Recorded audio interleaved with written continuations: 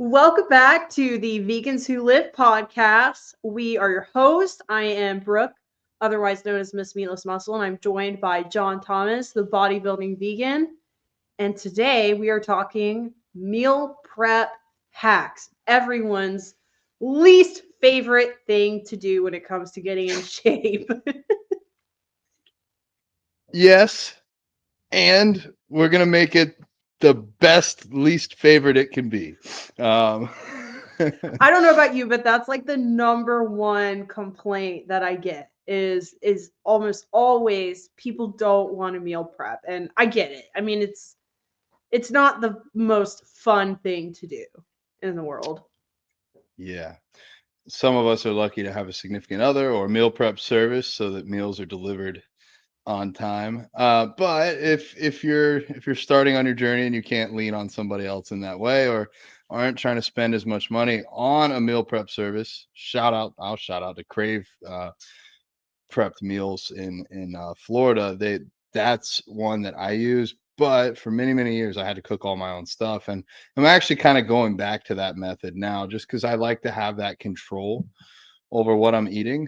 So I figured, and Brooke figured, this would be a really valuable episode. This is season five, episode 2, and I think all of the seasons so far have generated a lot of value for you guys, and we're kind of digging deeper to find out areas that we might have missed or that we could further expand upon. And I think meal prep hacks, that's huge. It's huge. So even if you don't do all your own meal prep right now, I think you'll get a lot of value out of this episode.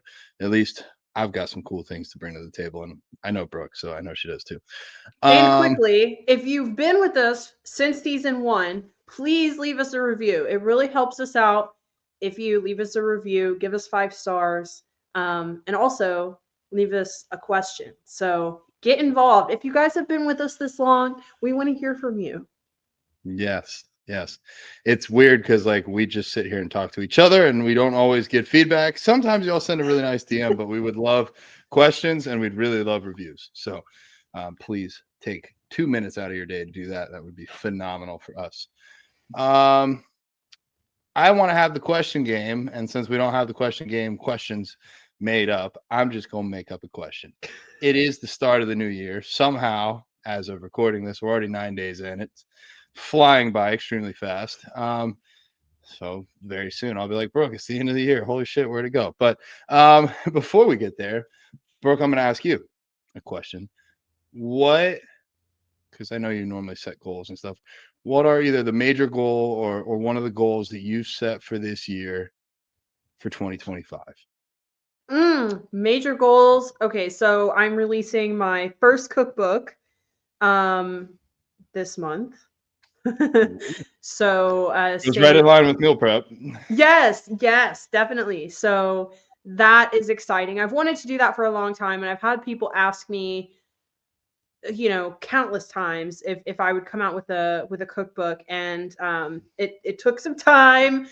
We had some delays and some hiccups along the way, but we're finally ready, and Sean is in the process of getting it up on Amazon right now, and then we'll be good to go. So that was a big goal I had this year. um I really want to step on stage again. I'd like to do my first national show. That's a goal. I don't really have a goal of like, I'm not going to say I'm going to get my pro card. I'm not even going to say I'm going to get first call outs, anything like that. I just want to do a national show and just see how I do, and get my feedback. And then based off my feedback, I'm going to decide what I want to do. If I want to keep going, if I want to hang up my heels and focus on something else. Um, and I'd really like to travel out of the country again. I'm thinking I may go to Greece this year, after I'm done with my competition season, and just continue to grow my business. I loved our business academy last year. That was awesome. We did 2 last year. I'd really like to do 3 this year, if we can fit it in and make it work with our schedules. Continue to grow the podcast, and yeah, that's my radar for 2025 so far. Hell yeah, dude. Well, we'll definitely have 3 academies. We're actually gearing up for the next one right now. I don't know if you all hear it before this episode, but we got a webinar coming out. If you're interested in that, you can DM one of us. Even if it's already been released, we might have a recording for you. Um, Definitely going to do that. I'm stoked for you to go to Greece. You haven't been to like Europe or like that side of the pond before, have you? Nope. Yeah, it's a whole. Well, I've never been to Greece, but it's a whole new world, and like it's cool for so many reasons. One, the people are different. You get to see how worlds are just set up differently. Like I remember, I'm sorry, I'm going to be on a tangent here, but in Germany, like your stop, like the lights, they go green, orange, red, and then you're sitting there waiting, and then it goes orange, green. So like you get a little orange light to let you know it's about to go green because almost everybody over there has a stick shift. So they'll put it in first gear. And it's like a little it's like we could do that here so easily. Like give people because it turns green and then you gotta honk at the guy because they waited 8 seconds and the light's about to turn orange again. But anyways, I get off that high horse. But the architecture and things along those nature is so cool as well because in the United States, unless you visit some Native American sites, really about as old as you can get is St. Augustine, Florida, like in the 1600s when that was started. But in Europe, you got things thousands of years old. So it's really cool to see that. Yeah. Besides, I'm sure you'll try some amazing food and do some really cool stuff. And I've heard it's beautiful in Greece. So I am stoked for you. That's a long flight. You're flying, I'm assuming. Yes, yes, I'm not looking forward to that. I hate long flights. I mean, I hate flying, but I've heard that international flights like overseas, like over oceans like that, they're more comfortable, they're better. So I don't know. I guess I'll see. I would say use some plant medicine and take a nice nap. Yes. Yeah, I'll be taking a gummy for sure. Yeah. Yeah, yeah, TSA, those are my happy gummies. They're just, but yeah, that's yeah. Um, what else? Competing, that's gonna be huge for you, dude. I'm really stoked to come support. It's not every day that you get to go support a friend that's also a vegan competitor, so that'll be cool. I think I've hit on everything you said, everything that resonated. Um, Awesome. Well, I will be watching along the whole year. For myself, I've set some big goals. I would like to be a part of raising $50,000 for animal charities this year. I think last year, probably like in my life, I've done about 20,000. The head tattoo really helped. The steps for sanctuaries, we raised a few $1,000s last month. So I just need to do more. I want to do four, and I think if any of them really takes off, then we should hit it. Um, that's just kind of like a tick the box goal for me. I just would really like to do that. Um, I am going to be moving to Arizona for a couple months, so lots of hiking is on my radar, and then really just continuing to grow literally everything I'm a part of. I want to help all my sponsors this year. Shout out to like Veg, thank you for bringing me on. Say Grace, Green Bites, all of these awesome companies that support us.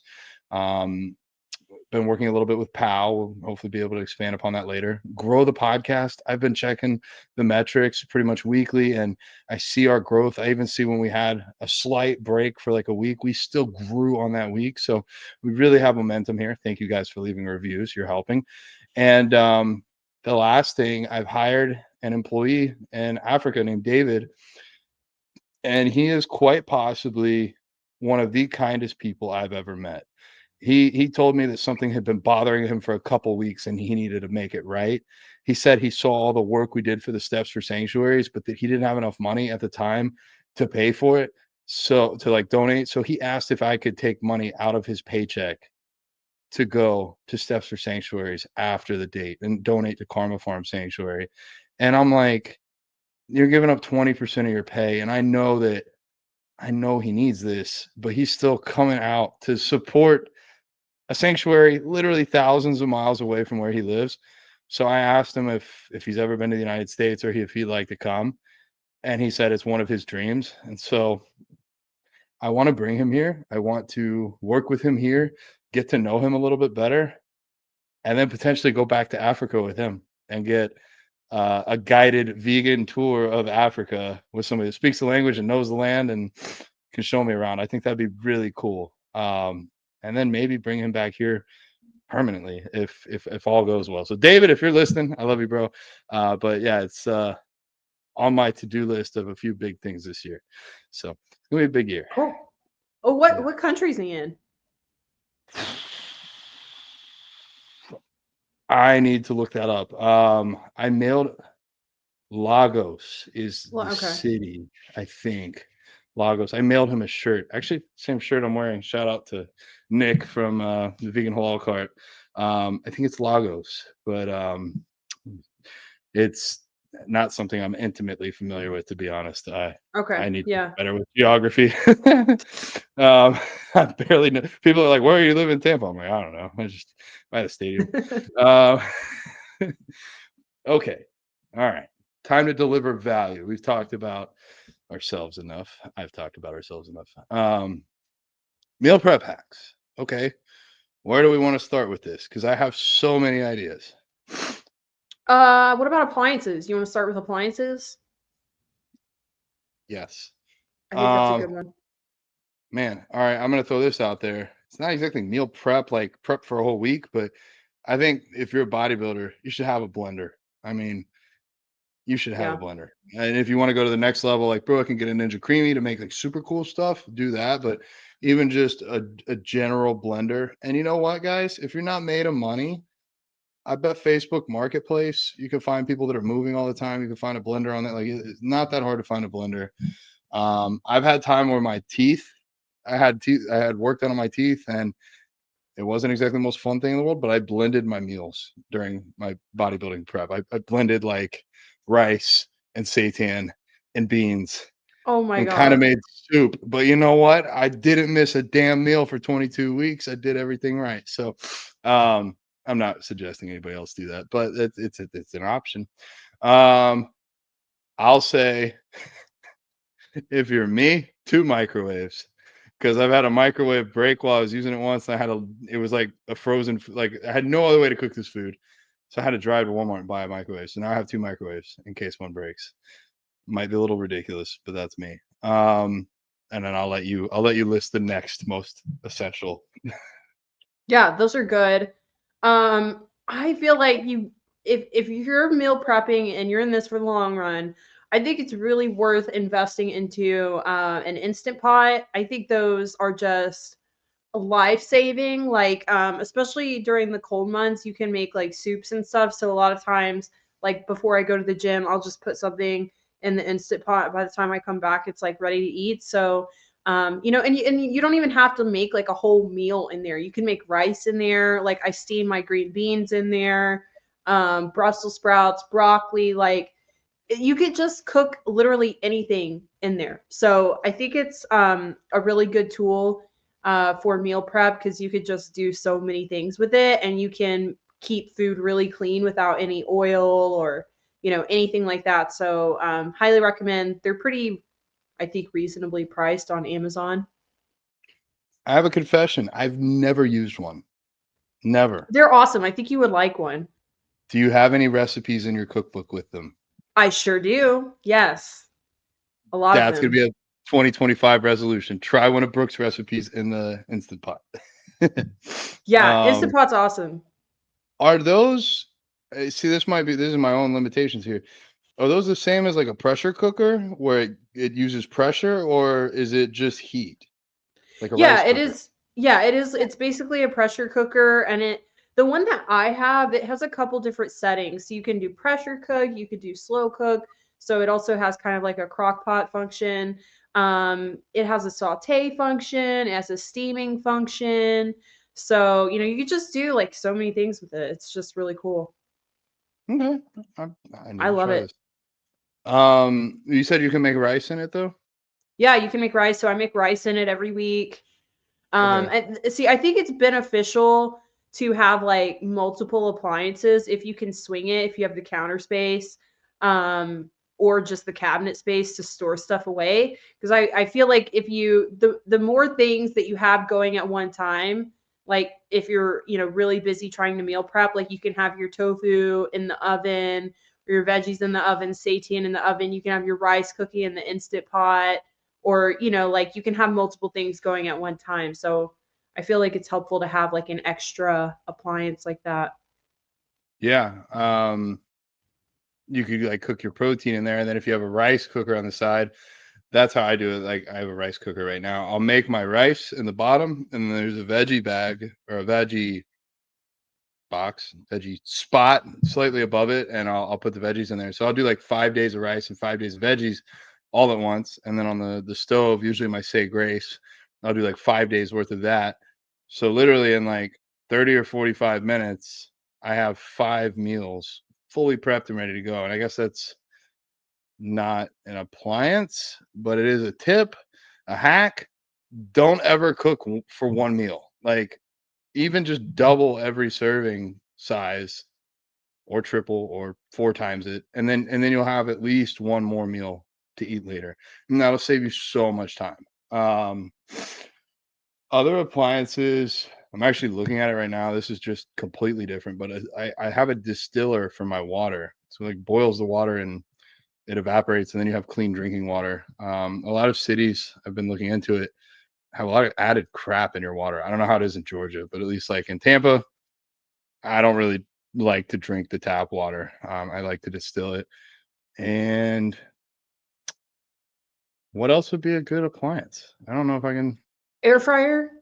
Air fryer. Yes, I had thought of that earlier and forgot it. So yes, perfect. Because then you don't really have to coat your food in a whole lot of oil. It's another appliance that you can have running. It can work if you don't have space for a toaster. You can toast stuff in an air fryer. You can make mug cakes. I've made pizza. Like you can do so much in an air fryer. Yeah. It's funny because one time I was at this restaurant. Me and Steve were at this restaurant, and sometimes there's like tables that are so loud, like you can't help but hear what they're talking about. Mhm.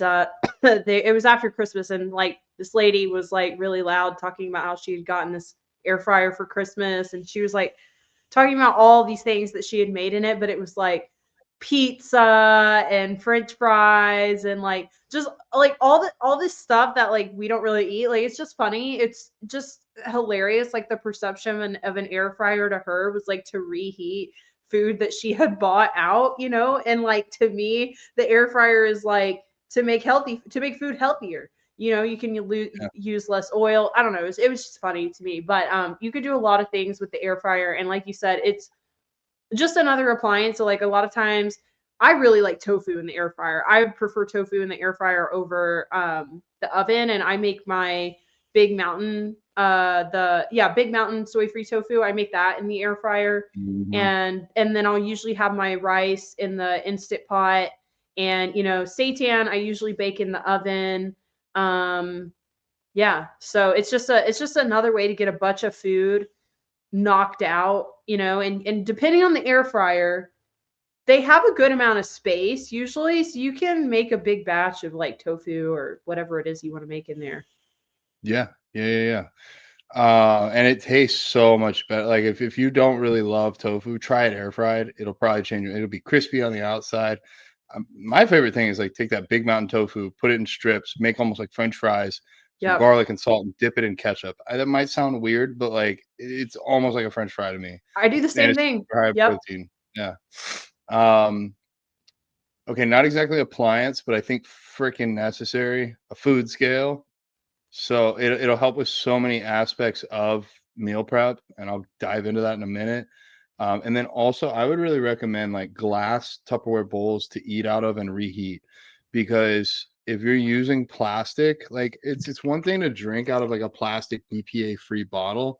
It's another to have a plastic container that you put in the microwave, and those plastics are going to leach out into your food. And if you're not so worried about plastic being in your food, like I understand that, but what you might not realize is like there are estrogenic properties of this plastic. So like all the people that are worried about like soy milk causing estrogen problems, or more reasonably like birth control causing estrogen problems, like, but a lot of people overlook cooking their food in plastic. So I highly recommend against that. And then also to avoid microplastics, get yourself a good wooden cutting board, not a plastic cutting board. I read, and I think this is correct, that the number one cause of intake of microplastics is cutting boards, because you can't really see it, but every time that knife goes down, it is cutting little pieces out. I mean, go look at a plastic cutting board. There's little cuts in it. And so you eating those plastics is not a good idea, even if you can't see them or taste them. Um, Anything else that they should buy or need to have on hand? I think that's probably it. Yeah, containers. Definitely make sure you have some containers. That's just a dumb excuse not to meal prep if you don't have Yeah. containers, and you can get them really cheap on Amazon. Yeah. Okay. Okay. Well, just general, you want to do some general tips? Yeah, I think if you're looking, I think for a lot of people, they're like, okay, you've told us how I can have the tools to make the food, but what the heck do I make? Where do I get inspiration there? One, you could go get Brooke's cookbook. That would be a great one. Two, I think you and I both post a good amount of stuff on our YouTube channels. It's like what we eat. But I recommend you have like a little folder saved on Instagram. Every time you pass by something that looks good, you can save that. And then you can kind of at the end of the week, whenever you're going to do your meal prep, maybe before you go to the store, go through and see what you want. Or you can reverse engineer it and like, this is what I have in my fridge. This is what I'm making. What I would recommend if you're just going to kind of like wing it based on what you have, start with the protein. And then that can help you build out the rest of the meal. And so what I mean by that is, let's say you're using regular tofu. Well, check the macros, look at it. Regular tofu is going to be high in protein, but it's also going to come with a good amount of fat. So then you might want to pair that with a carbohydrate source or a vegetable that's not as high in fat. Like I probably wouldn't do avocados on top of my tofu because it's going to add a lot of fat to it, but maybe I would do beans with the tofu or rice with the tofu or oats or potatoes or something else. And then that kind of gives me an idea of what I want to make. Conversely, let's say like Brooke and I really love making seitan in the oven. Seitan is just high in protein. There's not a whole lot of fats or carbs. So if you're doing seitan, then it might make sense to have like a cashew cream sauce with it or avocados with it or whatever else you want for your fat source paired along with it. So those are kind of ways that you could start to break it down. And I usually suggest starting with the protein because that's going to be the more limiting factor. Like there's so many ways you can add carbs and fats to your meals. It's a little bit harder to add proteins. Yeah. Um, I also think just keep it simple. Like a lot of times, so I had a consult with this guy a few weeks ago, and he was transitioning to vegan actually, and his biggest pain point was that he was just spending so much time meal prepping because he would go online and he would find vegan recipes that looked really good, and he wanted to try them, but they were so many ingredients. And I said, well, that's like your first problem right there, is that you're choosing recipes that have like 25 ingredients, and even though they look good, like it's just not a recipe that is really optimal for meal prepping. So I always tell that to my clients, like if you see a recipe like that, like that's cool. Like if you want to try it, like just save it, like do it for like date night or like on the weekend or something like that. But like I think for meal prep, just keep it simple. Do a protein, a veggie, a carb, a fat, and then you just don't really have to think about it. You don't have to spend so much time in the kitchen. You don't have to buy a whole bunch of different ingredients. So I think just keeping it as simple as possible, limited ingredients, is the best way to meal prep. That's how I am. That's how I've always done it. I've never, really been like this huge elaborate recipe kind of person. Even the recipes in my cookbook, they're very minimal ingredients, very minimal time in the kitchen, because that's just, to me, what's sustainable, what's flexible, what's the easiest. So I feel like keep it simple. That's the best way to go about your meal prep. Yeah, I think you got to be realistic with what you're going to actually make time to eat and actually eat and do. So, um I think the easiest meals, maybe we could talk like give a few easy examples. Um like one that's coming to mind for me is I used to make this. I would get have you had field roast, like the sausages that they have? Yeah. I used to have a different style, like an Italian sausage at Trader Joe's. So I'd get that. I'd get like red beans, I'd get rice, and bell peppers. And as weird as it sounds, I would throw all of that in a rice cooker with the right amount of water, and it would actually cook everything. So then it's like literally a full meal. You got proteins, carbs, fats, veggies, all in one big container, and then I just throw it in like 5 different Tupperwares, and I'm ready to go. So that was super duper easy meal prep, like literally one container done. Um, so That's I actually like things. one of Steve's favorite meals is in the instant pot. He does rice, he does sushi rice, he does green beans, and he does that new light impossible meat that's like less fat. It's like 60% less fat or something like that. And he just puts it all in there and it all cooks. Yeah, And that's his meal prep for the week. so easy. Is that the avocado based one? No, that's the Beyond. This is Oh, that's Impossible. beyond. They came Oh, out with a light Impossible. It's like 60% less fat or something like that. They have it at okay. Sprouts. It's really good. I need to go to Sprouts. I need to go check it out. Yeah. That's my biggest reason for like typically making my own proteins at home. I don't like that a lot of like the Impossible and Beyond options have a lot of fats added, like sunflower oils and just oils that I don't necessarily want. So for me, if I'm meal prepping at home, things like TVP, seitan, tofu, those are going to be usually my protein sources versus buying the pre-made stuff. But if you're in a pinch or you're traveling, like you can kind of meal prep even while you're traveling, especially if you get an Airbnb. And in that case, I might not have my bag of vital wheat gluten with me, and I'll just buy some pre-made meat. What's like a common one that you'll make yourself when you're meal prepping? Mm. You know, one of my favorites is honestly, it's just well, right now it's just like this stew that I make, and it's just I buy the so this is another great meal prep hack is frozen veggies. So I buy the mixed frozen veggies. It's like carrots, it's like chopped carrots. So like the carrots are already chopped, so there's no work there. Peas, and then it's got like green beans or something else in it, and I throw that in the instant pot with veggie broth, and I put the say grace protein in there, and it's like dehydrated still and everything. You don't have to do anything. Like, you just literally throw all this stuff in the instant pot, and I put some spices in there, stuff like that, and then sometimes I'll put potatoes, but then sometimes I just will not. I won't add a carb to it. I'll just make the say grace and the veggies, and then I'll just pour it over rice. That's my favorite way to do it. And it's so easy. Like I said, I get up in the morning, and like I'll just make a huge thing of it in the instant pot. I go to the gym. By the time I come home, it's ready, and then I just put it in a bunch of containers, and it's ready for the week. Oh yeah. Yeah. Easy, easy, no excuses. Yeah, okay, some more hacks. Some people don't know this still. It shocks them when I tell them. Frozen fruits and frozen veggies are more nutritious than fresh. Blows people's minds. They're like, that doesn't make any sense. Trust me, if you're Gordon Ramsay and you're going to make a meal for somebody you're trying to impress, fresh is going to probably taste better.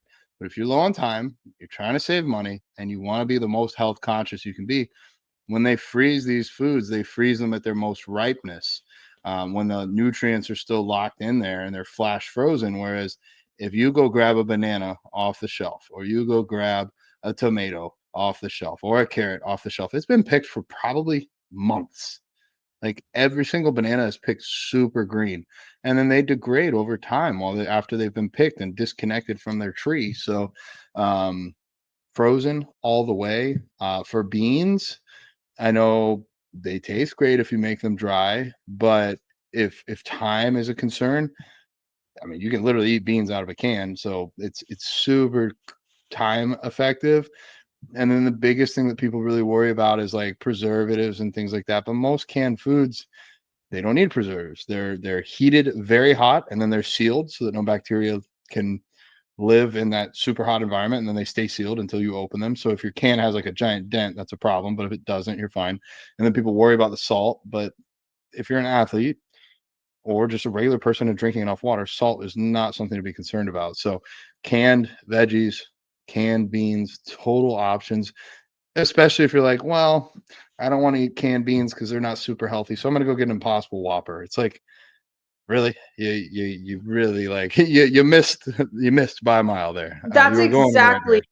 That's exactly what I was just thinking. Don't fall on some of these like myths and misconceptions, like just as another excuse not to eat healthy. Like John said, there's so many people, and like I know because some of these people are my clients. Like sometimes my clients will be like, well, I don't want to eat canned food because that's bad. That's bad for you. Or I don't want to eat.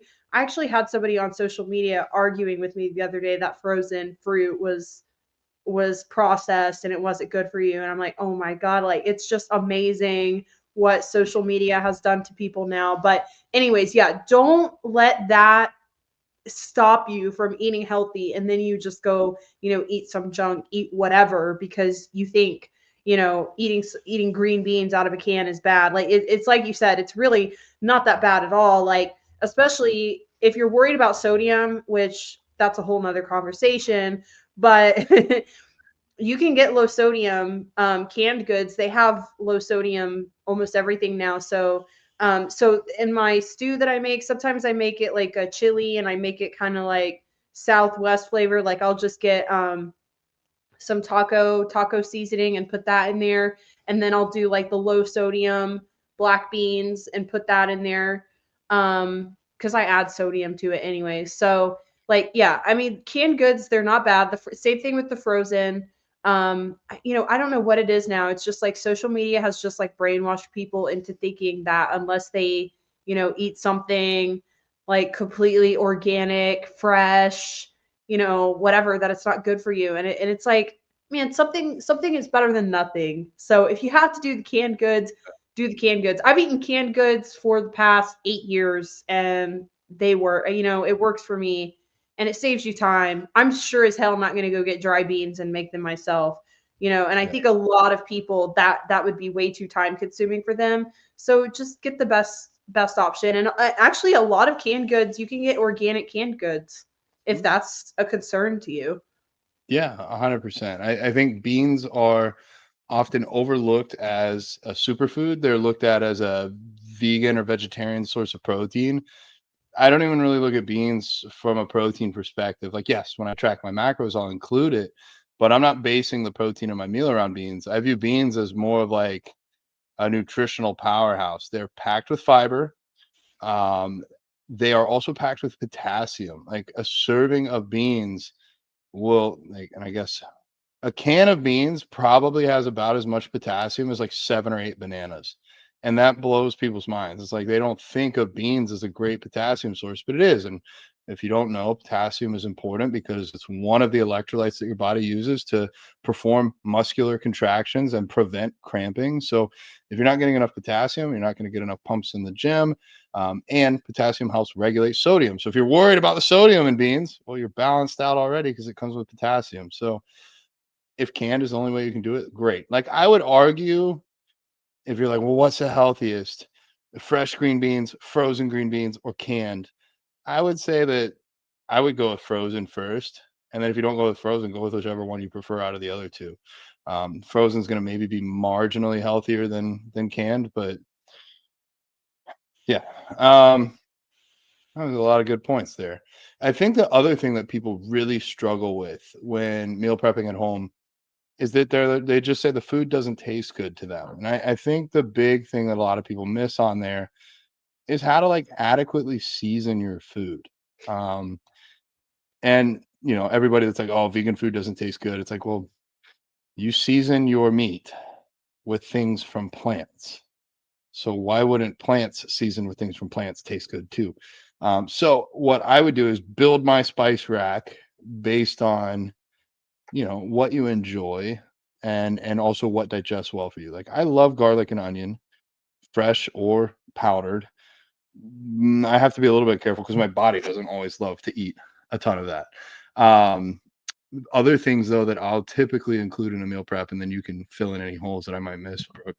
But soy sauce that goes really good with like tofu. Taco mix could go with TVP or seitan. Italian seasoning, depending upon what you're making. Um, Liquid smoke if you're trying to make kind of like a smoky, like barbecue-y flavor. all of those, some hot sauces, salt, pepper, I would have those on hand. And then if you want to add like some of the condiment side of things, there's a Heinz no sugar added or zero sugar, something like ketchup that only uses stevia to sweeten it. So that's a really good option. I will sometimes do like the sugar-free barbecue sauces. Um, but yeah, like you can use all those things to make your food taste really, really, really good. Any that I might have missed, any that you use, Brooke, outside of that? I think that's a pretty solid list. Yeah, I mean, I think that's the biggest thing is people who are used to eating out a lot and eating processed foods, if you're making a transition to a healthier diet, it is going to be a little bit of a shock to you that it's just not packed with the same oils and, maybe butter, plant butter. I mean, it's just not going to have as much flavor, but there's no reason you can't add flavor at home. I don't know, did you mention lemon and lime? That can be good too. Mm, no, those are great. Yeah, I just started making cilantro lime rice in my instant pot.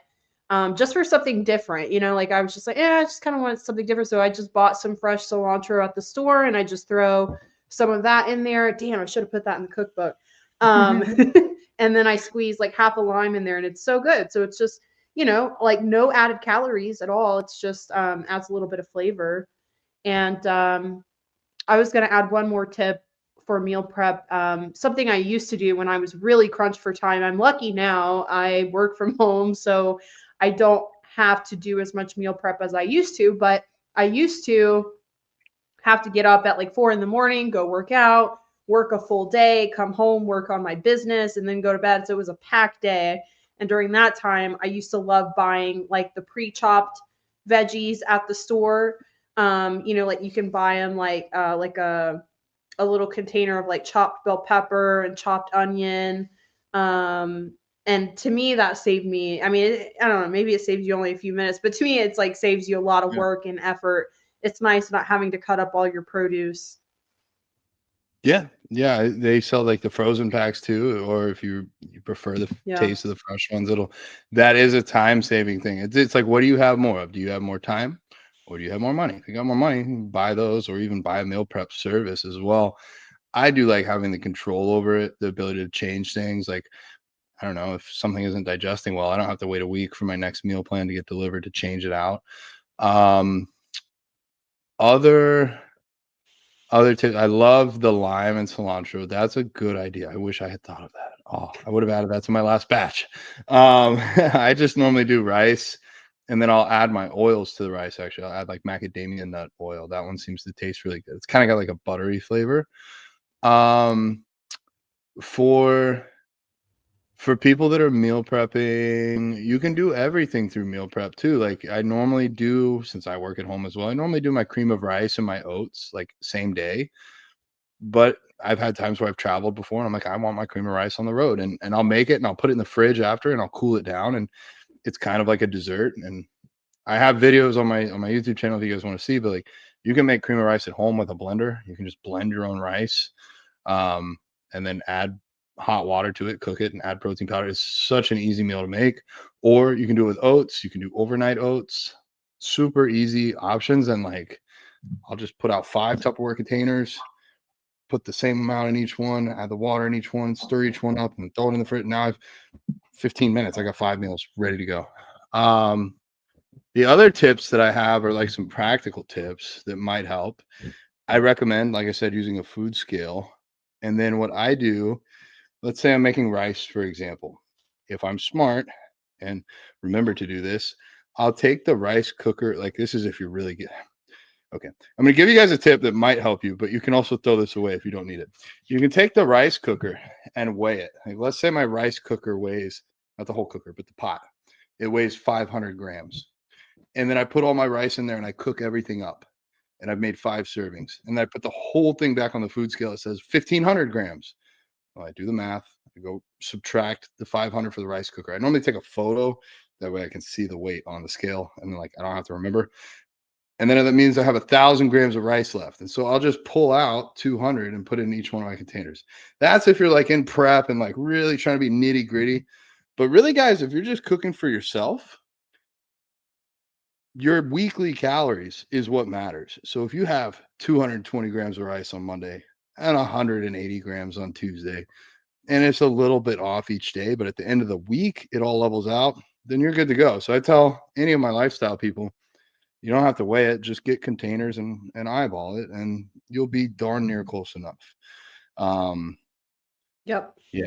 I like that because sometimes like I'll cook for me and Allie, and it's like, okay, I'm eating 75% of this. She's eating 25. We're both tracking our macros. I want to be a little bit more accurate, but if it's just for me, super easy to just kind of portion it out that way. If you eyeball stuff, it's only going to be like a few grams off, if anything. It's not going to really hurt you. Yeah, and it'll only be off for that day. It's not going to be off for the whole week, and that's really what your energy expenditure is going to come out about the same. So for most people, I think it's safe to eyeball it. Meal prep hacks. I think Brooke mentioned this earlier. I think this is worth saying. Like, don't cook your tofu and then cook your rice and then cook your green beans. Do it all at once. Get everything running together. As long as it's things that you can manage. And then this sounds like really common knowledge, but maybe to some people it isn't. Like if it takes an hour to cook your tofu, 30 minutes to cook your rice, and 15 minutes to cook your veggies, start with the longest one first. That way it finishes earlier and it finishes around the time the others are finished, and then you can put them all back in Tupperware and go from there. For traveling, I recommend getting like some sort of container that you can carry your prepped meals in. I have like a backpack that does it. I have a rolly backpack. And if you're going to get if you're trying to decide between a hotel and an Airbnb, I would say, are you just hanging out somewhere, or are you trying to actually cook there? If you're going to cook there, most Airbnbs have everything you need, like pans, pots, spatulas, things of that nature. Yeah. I think you just have to do the best you can when you're traveling. Yeah. Unless you're a competitor, then you don't really get that option. You just have to do it. Yeah, make it happen, get a kitchen, or just stay your ass in place. um, yeah, I'm trying to think. Any other meal prep advice? Honestly, like meal prep is healthier. It's healthier than eating processed foods. It is always cheaper to prep your foods at home than to go out and eat. So if Yep. cost is a big deal to you, it's a time saver. A lot of people say I don't have time to meal prep, but really you take that 1 or 2 hours and then you're done for the week. So I do recommend for the majority of people that you look into it. Um, that's all I think I can bring to this one. Yeah, I think this was solid. I think we gave a ton of tips. Yeah. We have another listener question. So, yay, thank you guys for submitting. We want to get as many of these as possible. You can go to veganswholiftpodcast.com and drop us a question there, and we're going to pull it up and answer it for you guys. Does doing the big three, deadlifts, squats, and bench press, get you to looking great? Or are there other moves that are better to build muscle and to look great?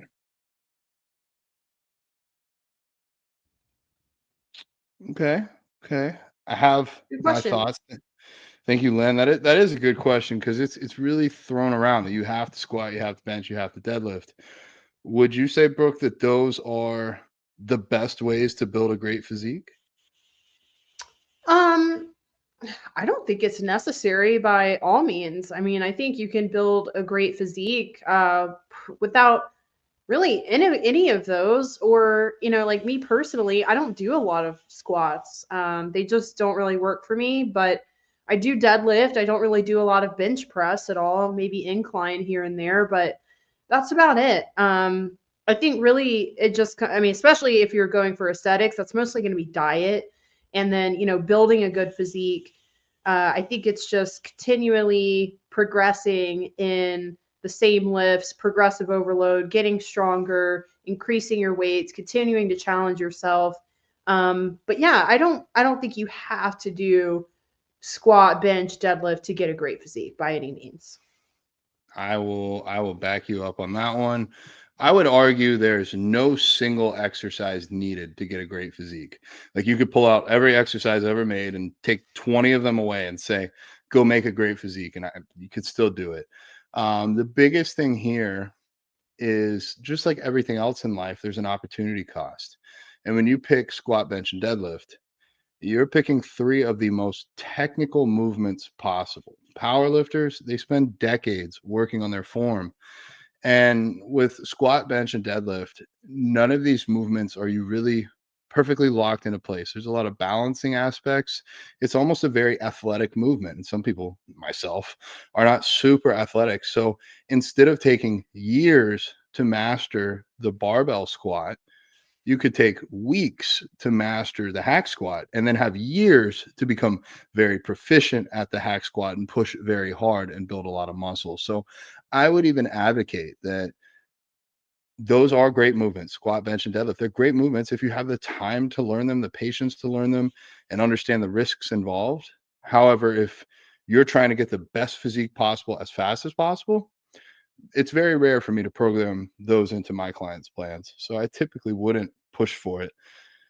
Whereas it's a complete opposite of what I was taught when I started. When I was in high school, everybody's like, you have to squat, bench, and deadlift. Those are the most important. I would say for building a good physique, like Brooke said, like an incline dumbbell press or an incline Smith bench press is going to be better for men and women trying to build their physiques than a flat barbell press, in my opinion. So not vital, not necessary. You can do it if you love them, if that's what makes you happy. But I would say definitely not necessary. There's other better alternatives. Cool. Well, you guys, thank you for listening. Can let us know. You can leave us a review. Let us know if this episode was worthwhile, if you learned anything or not.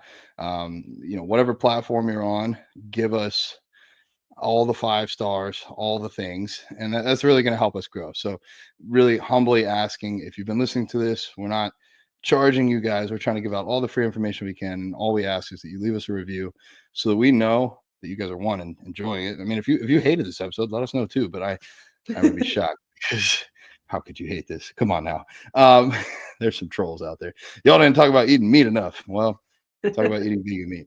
But yeah, leave us a review. It'll help us grow. Check out everything on the Vegans Explore Network. We got other podcasts on there, like Pre-Vegans podcast. So if you're somehow on here, but like leaning in that direction, go check that out.